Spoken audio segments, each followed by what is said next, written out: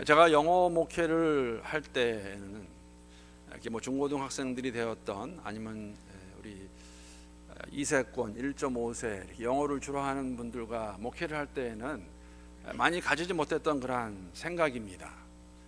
그러나 우리 1세 분들 위주로 하는 이 한국어 목회를 하면서 종종 드는 생각이 있습니다. 이런 생각입니다. 우리 1세대 이민자들의 생활이 참 많이 힘들고 고달프다는 그러한 생각입니다. 물론 다 그렇지는 않을 것입니다. 그러나 만약에 100명이 이민을 왔다 그러면 90명 이상은 한 95명까지는 삶이 많이 힘들고 고달프다라는 생각을 가지게 됩니다. 크게 이유는 두 가지가 있습니다. 첫 번째는 이 언어와 문화에 관한 일 때문에 그렇습니다. 우리가 한국어가 아닌 영어로 이 땅에 살아간다는 것이 얼마나 힘든 일인가. 물론 영어를 잘하시는 분들도 계십니다. 그러나 저희 아버님 같은 분은 미국 오신 지 37년 되시는데 영어 잘 못하세요.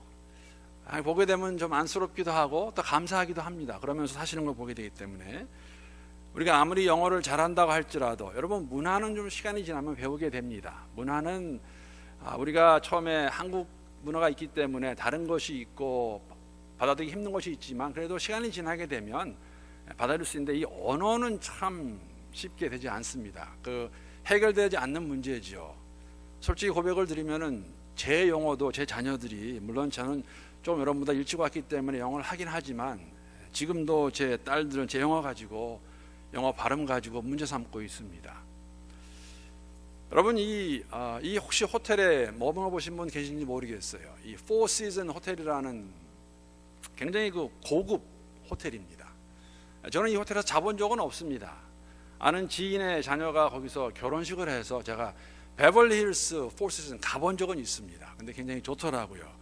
이 호텔을 시작하신 분의 그 기사를 제가 읽게 되었는데 그 기사를 읽어보게 되니까 이 호텔 시작하신 분의 그 아버지도 폴란드계 유태인인데 1차 대전 후에 원래 이분의 고향이 아우슈비츠라는 히틀러가 유대인을 많이 잡아 죽인 그러한 지역분이었는데 그것을 피해서 1차 대전 후에 팔레스타인으로 이민 갔다가 거기서 이제 캐나다로 이민 가신 분입니다. 이분의 아버지가 그때 가서 아마 빈민촌에서 자신이 낳았다 그러한 기사가 있었고 여러분 이민 온 사람들이 그렇지 않습니까? 무조건 열심히 일을 해야지 돈을 벌어서 가정을 부양할 수 있고 그래서 이분도 그 이야기를 보게 되면 이분의 아버지죠. 배관공, 목수, 미장일 이런 것을 정말 열심히 해서 좀 돈을 벌어서 이제 건축 회사를 이렇게 운영하게 되는데 이분이 근데 계약을 잘못해가지고 굉장히 빛에 허덕였다는 그러한 글을 읽었는데 계약을 잘못한 이유가 뭐냐면은 영어를 잘못해서 계약을 잘못했습니다. 그 내용을 잘 알 수가 없으니까 아마 영어 때문에 고생하는 것 우리 이민자들이 특히 우리가 많이 공감할 수 있는 부분이라고 생각합니다. 미국에 오래 살긴 하지만 참 우리가 직장도 그렇지 않습니까? 영어 때문에 많이 그런 것 같습니다. 우리 가운데 한국에서 갖고 있던 전문직 그 직업을 그대로 유지하며 사는 분이 몇 분이나 계실까? 미국까지 와서 힘든 일입니다.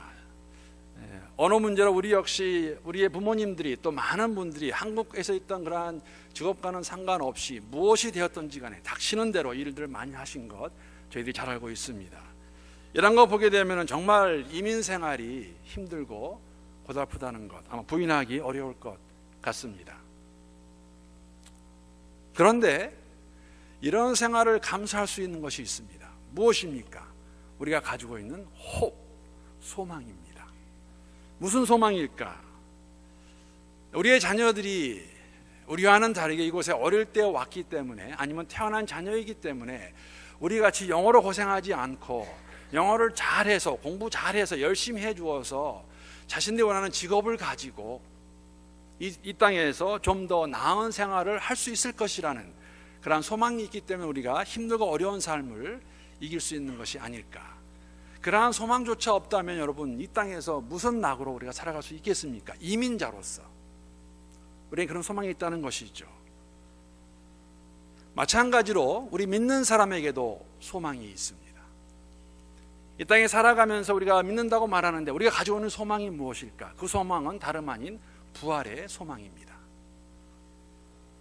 아마 우리에게 부활의 소망이 없다면 사도 바울이 우리에게 이렇게 말씀해 주고 있습니다. 성령께서 사도 바울을 통하여 고린도 교회에게 말씀해 주었습니다. 만약에 죽은 자가 다시 살아나지 못한다면, 우리에게, 여러분과 제게 부활의 소망이 없다면 이 믿음의 정 걸어갈 수 있을까? 걸어갈 수 없을 것입니다. 우리에게 말씀하시는 것, 부활의 소망이 없다면 우리만큼 불쌍한 자들이 있을까? 이것이 다라면 우리만큼 불쌍한 사람들이 있을까라고 저희들에게 말씀해 주셨습니다. 이러한 주의 말씀이 2000년 전에 고린도 교회 성도들에게 뿐만 아니라 오늘을 살아가는 2016년 2월 17일인가요? 20일이죠. 날짜가 하는 건 모르겠습니다. 이 하루를 살아가는 우리에게 부활의 소망이 없다면 우리는 어떠한 삶을 살 것인가? 그래서 그렇게 생각 가지고 있는 고린도 교회에게 사도 바울이 논리적으로 부활이 있음을 알려주었는데, 오늘 본문을 잘 보게 되면 여러분 그러한 생각 가질 수 있을 것 같습니다. 참 고린도 교회 성도들 가운데, 교인들 가운데 정말 집요하리만큼 집착 가지고 있는 것이 아닌가. 무엇에 대해서? 부활에 대해서, 특히 부활을 거부하는 것에 대해서 지금 말을 했는데, 오늘 본문 35절을 보게 되면 이렇게 기록하고 있습니다. 우리 한번 함께 읽어보겠습니다. 시작. 누가 묻기를 죽은 자들이 어떻게 다시 살아나며 어떠한 몸으로 오느냐 하리니. 이런 이야기입니다. 그래, 부활이 정말로 있다고? 정말로 있다면은 이 죽은 몸들이 어떻게 살 것이며 산 그 몸은 도대체 어떠한 몸이냐 한번 설명해 보아라 라고 이렇게 질문을 던지는 것입니다. 그 질문에 대한 답이 오늘 본문의 내용입니다. 어떻게 부활이 될 것이며 그 부활한 몸은 어떠한 몸인가. 근데 여러분 좀 이상합니다. 왜 이렇게 집착스럽게 이 질문을 던지는 것일까? 고린도 교회 성도들의 상황을 보게 되면 크게 두 가지 이유를 저희들이 발견할 수가 있습니다. 첫 번째, 이들이 집요하리만큼 부활에 대해서 거부하고 받아들인 것 같으면서도 한번 이야기해보라 하는 그 이유가 있다면은 초대교회 때 아주 성행했던 영지주의자들의 영향 때문입니다. 영지주의자들이 말했던 것은 뭐냐면 그들은 구원을 육체의 몸에서, 육체의 감옥에서 빠져나오는 것, 영이 빠져나오는 것을 구원으로 알고 그렇게 가르쳤습니다. 즉 할 수 없이 죄를 지어야 되는 이 몸은 악한 것이기 때문에 이 몸이 다시 사는 것 상상할 수가 없죠. 이것을 버리고 내 영이 사는 것이 구원인데, 몸이 다시 산다 그러면 그들이 믿는 것과 상반되기 때문에 이것을 받아들일 수 없는 것입니다. 왜 초대교회 교부들이 이 영지주의자들에 대한 가르침에 정말 어떻게 보면 초긴장하면서 대응했던 이유가 있다면, 이 영지주의자들이 교회 안에 있었습니다. 고린도 교회 안에 있는 것 같이 이들이 말로는 다 고백을 같이 합니다. 어떤 고백을 하냐면 나도 예수 믿는다. 그러나 그들의 삶을 보게 되면, 특히 그들 가운데에서, 그들의 생각 가운데서 받아들일 수 없는 것, 모양은 그럴듯한데 하지 못하는 것, 그 중에 하나가 무엇이었냐면 부활의 문제입니다. 말로는 예수를 믿는다 고백을 하는데 부활을 거부하는 것이에요. 몸의 부활을 믿지 않습니다. 더 나아가서 오늘 본문에 있는 말씀과 같이, 그래 부활이 있다고 어떻게 살 거냐, 그리고 그 몸은 어떠한 몸이냐라고 그들이 질문하고 많은 성도들을, 교인들을 미혹했다는 것 저희들이 알 수가 있습니다. 또 다른 이유가 있다면, 특히 고린도 교회를 우리가 두고 생각하게 되면은, 여러분 이 많은 성도들 가운데서 어떠한 마음이 있었냐면 세상의 지혜를 얻는 것을 우선으로 삼던 자들이 있었습니다. 세상의 지혜가 최고라는 것이죠. 사도행전 18장을 보게 되면은 사도 바울이 그곳에 가서 복음을 전했을 때 정말 많은 사람들이, 수많은 고린도 사람들이 복음을 듣고 예수를 믿고 세례를 받다 기록하고 있습니다. 그런데 이 수많은 고린도인들은 대부분의 사람들이 헬라인이거나 헬라의 영향을 받은 사람들이었다는 것이죠. 물론 고린도에 디아스포라 유대인들이 있었습니다. 그러나 고린도 교회의 대다수의 사람들은 이방인들이었습니다. 특히 헬라의 영향을 참 많이 받은 것이죠. 고린도서 앞부분에도 나옵니다. 이렇게 이 영향을 받은 사람들이, 헬라인들이 구하는 것이 무엇이었을까? 고린도전서 1장 22절을 보게 되면 이렇게 기록하고 있습니다. 유대인은 표적을 구하고 기적입니다. 그러나 헬라인은 지혜를 찾으나. 헬라인들은 그들에게는 세상의 철학적 지혜가 virtue였습니다. 큰 덕이었습니다. 이러한 생각을 가지고 있는 이들이 예수를 믿었지만은, 복음을 받아들였지만, 복음까지도 자신들의 세상적인 철학적인 지혜를 가지고 이해가 안 되면은 거부하는 것이죠. 그 중에 하나가 무엇이냐면 부활입니다. 있을 수 없는 일입니다. 세상의 지식과 지혜와 경험으로 이해할 수 없고 받을 수 없는 그러한 진리였죠. 그래서 그것을 가지고 사도 바울이 논리적으로, 그런데 만약에 부활이 없다면 하면서 나눈 내용들 저희들이 지난주까지 보았는데, 오늘 본문 말씀은 말씀드린 것 같이 그게 만약에 사실이라면 어떻게 부활이 이루어질 것이고 부활된 몸은 어떠한 몸이냐고 묻는 그 질문에 대한 답을 오늘 해주고 있습니다. 오늘 본문 말씀 36절, 37절 말씀 다시 한번 읽어보겠습니다. 어리석은 자여,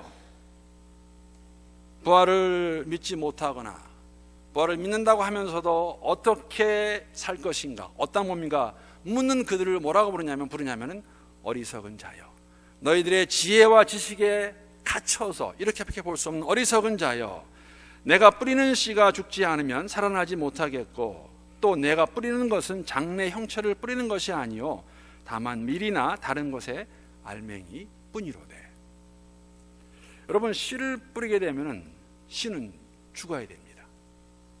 씨는 썩어야 됩니다. 씨가 썩어서 죽어야 그 자리에서 열매가 나온다는 것이죠. 이 씨의 비유를 들고 있습니다. 여러분, 씨가 죽어서 썩어서 없어지지만은 그것이 사실은 사라지는 것은 아니에요.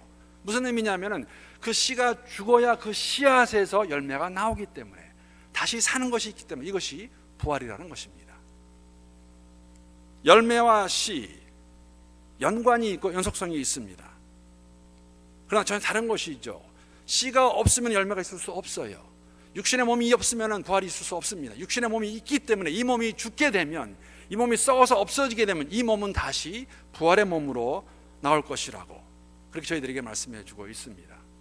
사실 이 씨의 비유는, 부활을 논하는 이 씨의 비유는 예수님께서 부활하셔서 제자들에게 보여주실 때에 벌써 증명하셨습니다. 제자들이 알아보았죠. 근데 그 몸이 아니었어요. 누가복음 24장 39절 말씀 한번 보겠습니다. 우리 한번 함께 읽어보죠. 자, 시작. 내 손과 발을 보고 나인 줄 알라. 또 나를 만져보라. 영은 살과 뼈가 없으되 너희 보는 바와 같이 나는 있느니라. 여러분이 부활을 얘기할 때에 부활의 그 전체 모습을 저희가 알 수는 없습니다. 성경에는 우리가 꼭 알아야 될 정도까지만 알려주셨어요. 그 이상은 필요가 없기 때문에 아시면 되는 것이죠. 지금 예수님이 부활하셨습니다. 제자들 앞에 나타나셨는데 제자들이 그 예수님을 알아보아요. 도마와 같은 제자는 예수님의 그 못자국에다가 손까지 넣어본 사람입니다. 그런데 그 몸이 아니에요. 영은 살과 뼈가 없을 때 나는 너희가 보는 것 같이 있다 말했지만은 똑같은 몸이 아니었습니다. 문이 잠긴 그 집안에 들어오시는 그 부활의 몸입니다.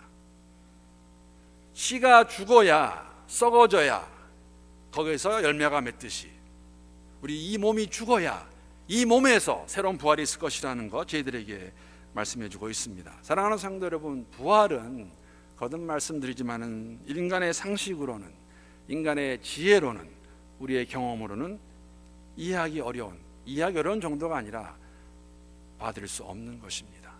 우리가 아무리 힘을 쓰고 노력해서 이해되는 것이 아니라 불가능한 사건이지만 하나님께서 하신 일이고 그 사건의 첫 열매가 예수 그리스도이시기 때문에, 그리고 약속하시기 때문에, 무슨 약속하시냐면은 우리도 예수와 같이 부활의 몸을 입을 것이다 하기 때문에 믿는 것이지, 여러분 우리가 이해가 되어서 믿는다는 건 아니라는 것이죠. 천지를 창조하신 하나님이십니다. 이 천하의 모든 것을 다 만드셨습니다. 오늘 본문을 보게 되면 그분께서, 이 천하를 만드신 그분께서 그분이 원하시는 뜻대로 합당한 몸들을 주셨어요. 사람에게는 사람의 몸을, 동물에게는 동물의 몸을, 새에게는 새의 몸을, 물고기에는 물고기의 몸을 주었습니다.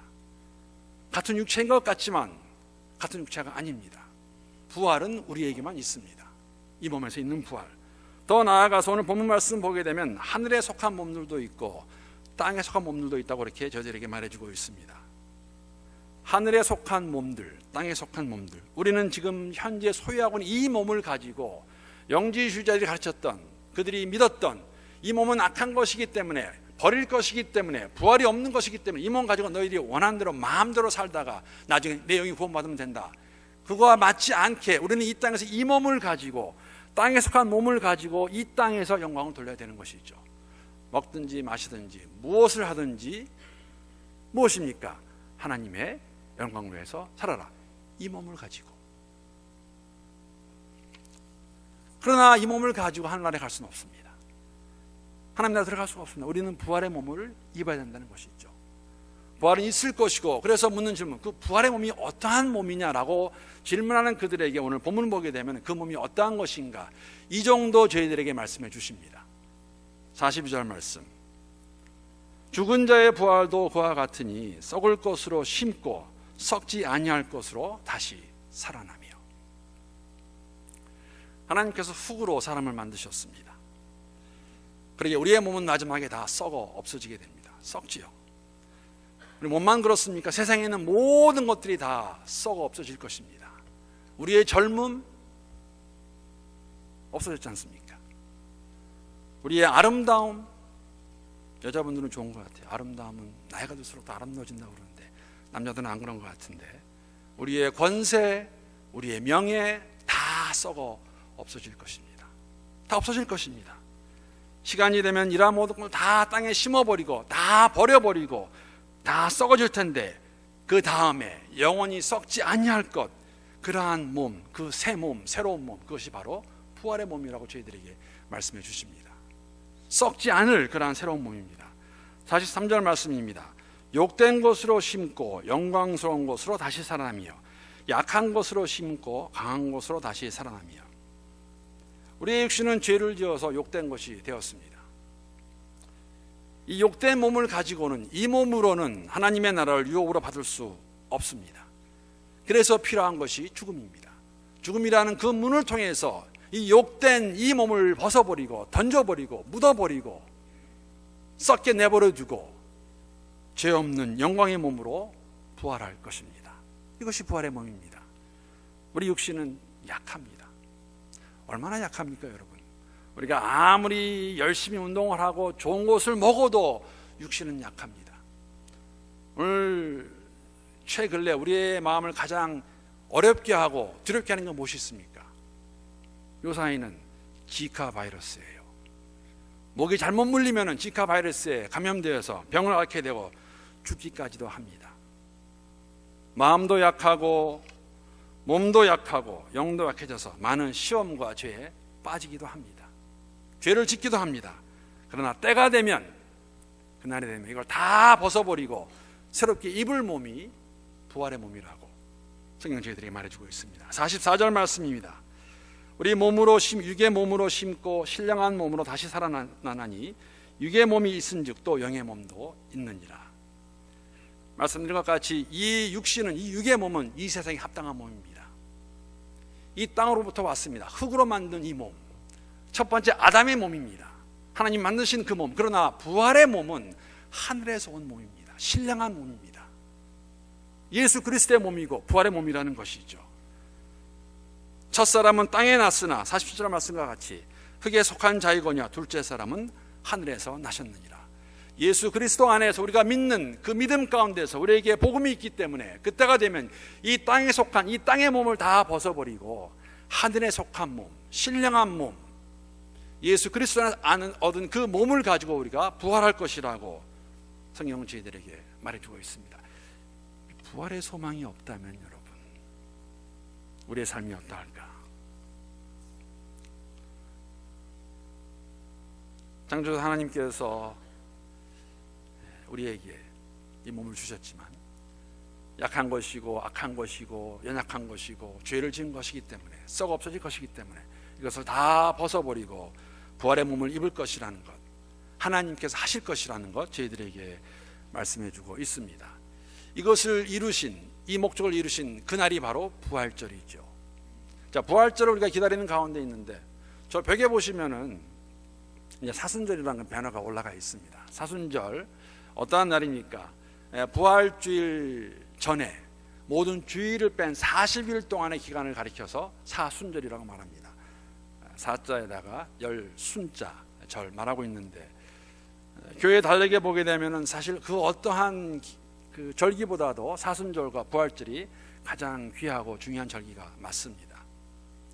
부활하신 예수를 기다리는 그러한 기간, 많은 성도들이 이 기간 동안에 더욱더 열심을 내어서 말씀 보고 기도하고, 기도하는 것도 그냥 하지 아니하고 단식도 하고 금식도 하고, 우리 다음 주 같은 경우는 우리 중고등부 학생들은 30일 동안 패스팅합니다.